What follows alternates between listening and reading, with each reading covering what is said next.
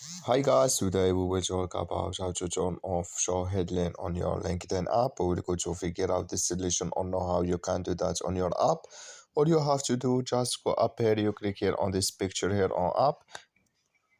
It's going to show for you window like this. You click here on settings down here and it's going to take you to next window here. You just waiting to show for you like this and you click here on visibility.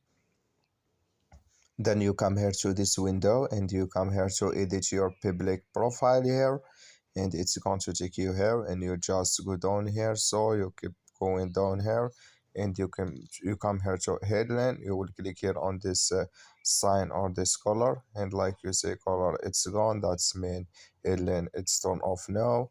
I wish now you are get it. That's all. So just follow this ways and it's going to work with you. Thank you for your watching. Don't forget to support us by like and subscribe. So see you.